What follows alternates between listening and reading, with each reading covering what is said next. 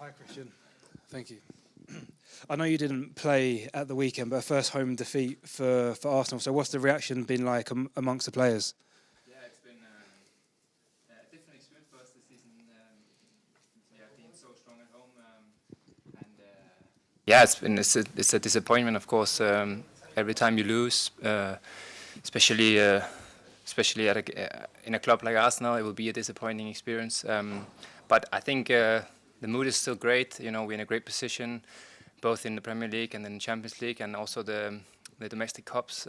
So looking at like a bigger perspective, everything's good. The manager is always very complimentary about you in terms of your leadership and experience. So what have you made of your role in the squad this season? Yeah, it's been a fantastic experience for me so far this season. I would have obviously loved to play more minutes, but the minutes that I've had so far I've really enjoyed. Also in the competition we're playing in tomorrow, I had a few games, and for me it's the first run in the Champions League, so it's been amazing. And even though I'm not playing as much, I still try to contribute with everything I can around the group. What's the main difference you found playing in the Champions League? The ball. No, not only the ball, of course. It's an iconic tournament, so everything around it, the anthem before the game starts, it's just special. It's something you grew up watching as a child. You have so many memorable moments. So for me also, the likes of trying to play against other clubs and only English club is an amazing experience. We'll go to Chris. Hi. You need the mic. I think Zubimendi recently said in an interview that you're the best trainer at the club and you keep your standards really high. But I was wondering, when you're out of the team or not starting as many games as you'd like to, how do you manage to keep those standards so high? I think because I do it for myself. I do it. I don't do it to get closer to the team or necessarily to be a better football player. I do it because I feel better as a human being, and that should not be affected by whether I start or I'm on the bench. So it's probably more like doing things that I know that are good for me, and yeah, of course that will then be reflected in being professional, you know, being disciplined, and I try to be very consistent whether I'm in or out the team. Has it been hard to get used to? Because I think by this stage last season, I think you played or started 20 out of Brentford's 23 games in the Premier League. You haven't got that start yet for Arsenal. So has it been difficult? Not that difficult. I knew that it would be a different role here than I had at Brentford, and I've tried to embrace it as much as possible. Of course, I do feel some sort of frustration when I don't play, but I think that's really, really normal. And it's about how do you change that frustration to a positive energy that you could then transmit to your teammates or transmit in training to try and improve or try and show the manager that he can give me more minutes than I've had so far. Because there has been speculation, I guess January there always brings around that speculation. Ajax is a club that's been mentioned. Has there been any thought in your mind of maybe leaving the club or speaking to Mikel about the minutes that you're getting? No, I'm really, really happy here, and the messages I get from the club is that they're really happy with me here as well. So for me, it's a mutual relationship that right now is working really good, and it's a development. It's a learning curve for me as well. I need to also improve and show that the tactics that Mikel is showing, that I'm getting that under my skin. And I think now I've felt and seen the last couple of games that I've played, both in the Champions League and in the Carabao Cup, there's been a good improvement. So hopefully coming into the last part of the season, I can also contribute more on the pitch. Tom. Hi, Christian. Hi. There's a kind of growing Scandinavian group of players at the club now, yourself and Martin and Victor, of course, as well. How has that dynamic helped the group, and do you spend more time with those players because of maybe that cultural familiarity as well? Yeah, for us it's a great dynamic to have. I come from a club where there was a lot of Scandinavians and a lot of Danish players and Danish staff. We even had a Danish sports director when I first joined Brentford. So to have a few Scandinavians guys here is brilliant. We often sit and have lunch together or dinner before games at a hotel, and we speak our own languages, which which is fun, you know, and the other ones obviously don't understand anything of it. But it's good for us to have that like Nordic chemistry. So yeah, hopefully the club will keep recruiting more Scandinavian players. And at the start of the season, when you did your media day and you had to pronounce your name, there's the famous, quite a viral clip went round actually where you pronounced your name differently last season compared to this season. Did I don't know I? if you were aware of that. No, I didn't. Do you want to put it to bed and tell people how you pronounce your name? So I have pronounced my name 2 different ways, or in like beginning of last season and beginning of this season. Okay. So I think I've probably pronounced it in an English way and then in a Danish way. Okay. So Christian Nørgaard would be the English way, and then Christian Nørgaard would be the Danish way. Right, gotcha. So I don't think I've made 2 different Danish ones. Then that's on me then, if so. No problem. We'll go just behind, yeah, and then we'll come back up to. Hi, Christian. It's such a strong squad, and the aim is to win every trophy possible. How has that affected your mentality as an individual? Yeah, it's about the standards. It's about the demands that are set from the coaching staff, of course, but also among the players. Yeah, going back to the minutes, everyone wants to play more minutes, but it's a big squad. It's a squad full of quality, and I think coming towards the end of the season, it's exactly what we need if we want to compete in all of the tournaments. And your role has been bigger in the cup competitions in comparison to the league. How do you mentally prepare for those games, especially as they are knockout games? Sorry, your role has been bigger in the cup competitions in comparison to the league. Yeah. How do you mentally prepare for those games as they've been knockout games more? Yeah, I've taken a few penalties before the game, but I think going into the game, it's been more or less the same preparation I would have had for any other game. But you're right, when you play the game, you know what's at stake, and that will be the same now in the Champions League, going into the knockout phase again. Come to the front there too. Yeah. Hi, Christian. You've obviously it's been a bit frustrating for you. I mean, is this something you've spoken to the manager about, you know, having not started a Premier League game? And do you think that you've still got a big role to play in terms of the Premier League for the rest of the season? Hopefully I have.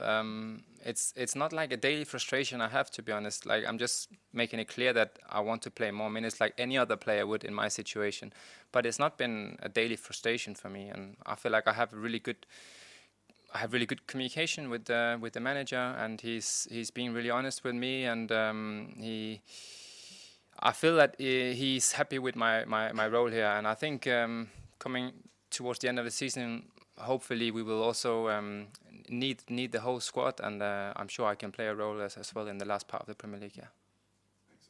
And I've heard an interview with you at the start of the season that your grandmother keeps a scrapbook. Like every year, she does a scrapbook of all your achievements. And what do you think it would mean, you know, if you could win, you know, a few trophies this season? She'd put those in the scrapbook. That would obviously be icing on the cake. It's fantastic. It's the best Christmas present I get every year.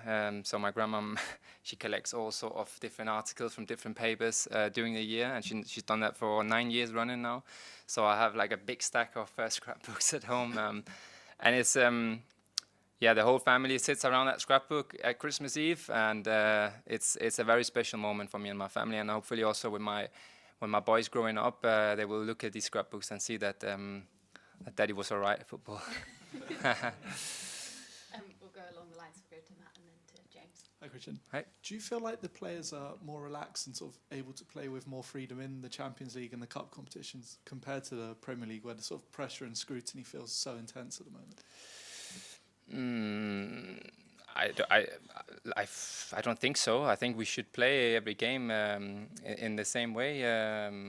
I think that could then quickly change again, because now coming into the stages that we're in the Champions League will also be on edge and be a matter of winning or losing, you're in or out. So I don't think so. I think you can easily judge maybe after 1 game or 2 games. I think, again, looking at the whole season, in all of the competition, we've looked really fluid, we've looked really good, we've looked like we have weapons all over the pitch we can use.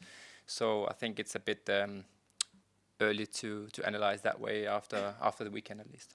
And in terms of competition, obviously competing with Rice and Supermendi for minutes, how difficult is that? There's probably not many people in Europe who have it as difficult as you do. No, it's not easy. It's not easy. It's some fantastic players, and yeah, it's of course it's honestly like it's a joy coming in every day. You train with this player of this quality, but it's also a good feeling to see and feel like you're a part of it. You can actually play on this level, and I've been confirmed in that this season. And now it's just about being patient, being hardworking, and hopefully more chances will come. Hi, Christian. Hi. Mikel's got such a big squad now that it feels like every game he's going to have to leave 2 or 3 players, sometimes even off the bench. Senior players at that. Obviously, you were in that position on Sunday. I just wondered, what's it like for you watching a game, watching your teammates suffer in a game as well, losing, but not being able to impact that? What's that experience like? Yeah, you're bang on there. I think that's the hard part, is that you can't feel you feel a little bit helpless in that situation because you sit there in the stands and you can't really help the team. Yeah, I don't think it's his favorite part of his job to leave players out of the squad, but unfortunately, with the amount of players we have and the quality we have, that's a decision he will have to make for every game, as long as every player is fit. I would say, though, that majority of this season has not been the case because of the amount of games we play and with the intensity. But the medical staff is doing an amazing job now as well to keep everyone fit and available, and therefore the manager will have some tough decisions to make. But it's all part of it. We all have to embrace it, and like I said, we need the full squad if we want to compete in all of the tournaments. And we've seen you in a couple of different positions this season, obviously holding midfield, but also playing centre-half. How's that been for you? Do you find, are you as comfortable playing that position, or is it a bit of an adaptation? The first game against Bruges, of course, before the game, I was maybe a little bit nervous about playing that role, but the game went really well, and then coming into the Portsmouth game, everything felt a little bit more natural. So yeah, I think it's good to be versatile and be able to play multiple positions. So yeah, if there's an open spot as a centre half, I'm happy to take that as well. We'll do the last couple over here. Sorry, pass it along to Sam. Hi, Christian. Hi. In recent weeks and months, there's been a lot made about who should actually be the captain at Arsenal. Obviously, Martin Odegaard, your fellow Scandinavian, is the captain right now. What qualities does he bring to the table as a captain, which we might not see away from the pitch? Oh, Martin is an unbelievable guy, like fantastic guy around the change rooms, really well liked, well respected by everyone at the club. Talking about discipline and standards, professionalism, he's also one of them who walks the walk. And so for me, the armband could not sit on a better person than him. So I don't know where that speculation come from, of course. And like, you know, captains wear different capes, where it comes in different shades and shapes, and Martin is one of them. I was another one in Brentford. Someone is a completely different captain. I don't think. I think you can be a very different type of captain and still be a very good one. And in terms of the game on Sunday, one notable aspect was the crowd anxiety around the game. There's some boos, there's a lot of anxiousness around, probably because of that desire to get silverware this season. Does that translate to the players at all? Can you feel that in the stadium?